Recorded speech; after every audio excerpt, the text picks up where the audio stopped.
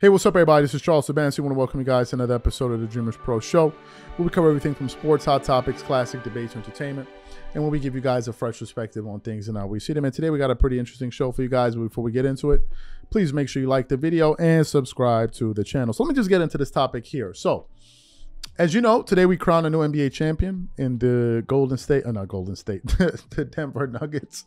Nikola Jokic and the Denver Nuggets and Jamal Murray and these boys. Big congratulations to them. That Denver Nugget fan base, beautiful thing to see a franchise that's never won a championship finally win a championship. But what's important to point out about this?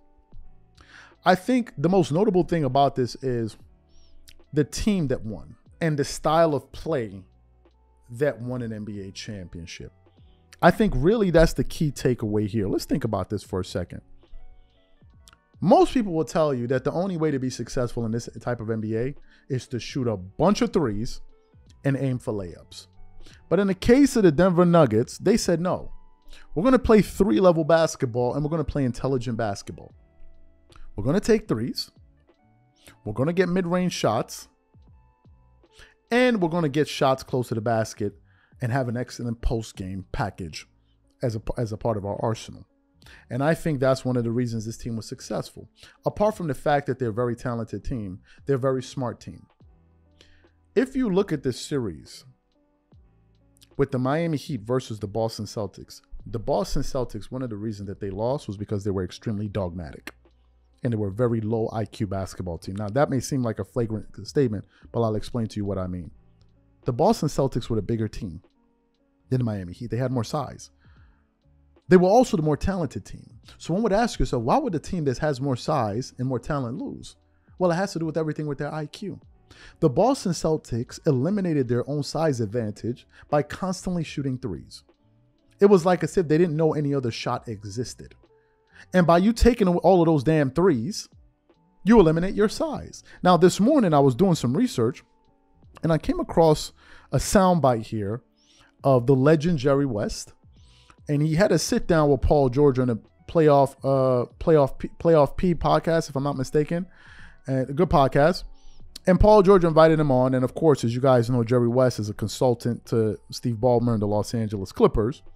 So he was on there talking about a range of things. But then it got to the time when they were talking about just basketball, right? And Paul George asked Jerry West to just kind of give his sense on what he thinks about today's NBA game. But before we get into his comments, this video is brought to you by sponsor Aura, who's also the official sponsor of the T-Wolves. Do you know what the fastest growing crime in America is today? It's identity theft.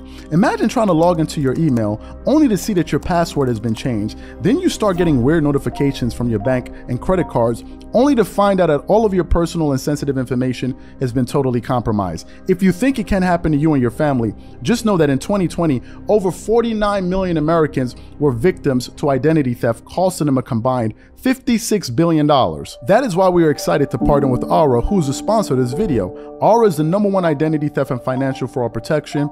Aura monitors the dark web and alerts you if any of your passwords and accounts have been breached. And funny enough, after using Aura, I discovered some of my credentials were floating around in the dark web, and the app showed me exactly when and where the breach happened. In addition, Aura allows you to set spending alerts and they'll notify you of any suspicious transactions. Aura is 4 times faster than any of its competitors in alerting you if someone is trying to open a credit card or obtain a loan using your name. And remember this, every 14 seconds someone becomes a victim of identity fraud. Don't let it happen to you. Now click the link in the description and try Aura for free for 2 weeks and see if any of you or your family's personal information has been compromised. Start your free trial at aura.com/dreamerspro. And when you try Aura, by using the link in the description below, also know that you're supporting this channel. Thank you. So what I want to do is want to play what Jerry West had to say here, and then we're going to come back and react to his comments. Take a listen to what Jerry West had to say there, and we'll come back. And somebody said, well, what do you advise Mr. Ballmer about?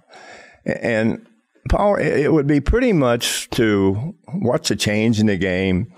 It's something that I think every time there's a change in something in the game, okay, 3-point line. Mm-hmm. I don't think anyone had any idea when the 3-point line came into existence what it would do to the game. Mm-hmm. I think in 1988, I was with the Lakers and we won a championship. I believe we shot 284 free throws, 384, something in there. Paul, in 3 games, they shoot that many today. Right. It makes it, I think, a more difficult game to coach. It emphasizes a different kind of player. I think crowds have to get used to it. There's some nights I go, and Paul, it's hard for me to watch in this sense. I'd rather see somebody make a beautiful pass, go in and lay it up instead of 4-on-1. Some guy runs behind the 3-point line and shoots a 3. The game is taught that way today. I don't like it. I don't think it makes for pretty basketball. And I think unless you have a great team late in the game, you're going to lose games. Yeah. So you heard his comments. I think he was 100% on the money. You're talking about one of the most brilliant minds in terms of basketball to ever be associated with this league. Listen very carefully to what he said. He said by shooting all those threes, you're taking points off the board. Now, most people wouldn't understand that. Most of the analytic geeks, they'll be like, let me go back and check my formula. Let me understand what he said. No. Basketball is a game you have to think. You can't be dogmatic about basketball. Do you know why? Because whatever assumption you have in your mind, it doesn't mean that that's what the opponent is going to do. And you have to adapt to what defenses are giving you. You also have to play to your strengths. This is essentially what he was saying. He said you see a 4-on-1 break and you see people run into the 3-point line. That's stupid basketball. No matter how you slice it, it's dumb basketball. It is dumb. Period. End of story. And to me, I thought it was a beautiful thing to see this brand of basketball win out. Let's look at one of the games that they played. I don't know if this was game 1. I'm just pulling up any game. In this particular game here, Denver Nuggets, and I think this is the game that, let me just confirm. Let me just see if this is the game that they actually won. It is. In this game, it was a 94-85, 89 victory. In this game, the Denver Nuggets, what did they do? They went to the free throw line. They attempted 23 free throws. They shot threes. They shot 28 threes. But they also took a lot of shots at the paint.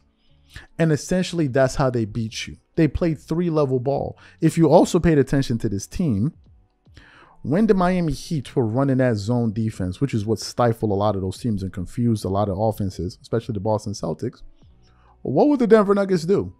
They would put their big man in the middle of the floor and make him make reads from the middle of the floor.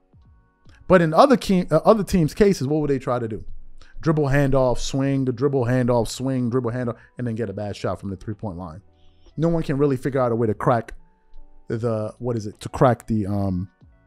zone. And that's why at the end of that game, if you listen to Nikola Jokic, he said, I have a lot of respect for that team because they're a very smart team. They're a very, very smart team. I think if it wasn't for the wrong-headed coaching of Mike Budenholzer, who I don't even want to discuss right now, maybe the Milwaukee Bucks would have had a chance of beating that team. Because Mike Budenholzer, he is unreal, that guy, with his coaching philosophies. It is unbelievable. It's like he doesn't even know what the word adjustment means. It's unreal. So to me, man, I think Jerry West was 100% on the money, and I think we need this type of basketball to win out.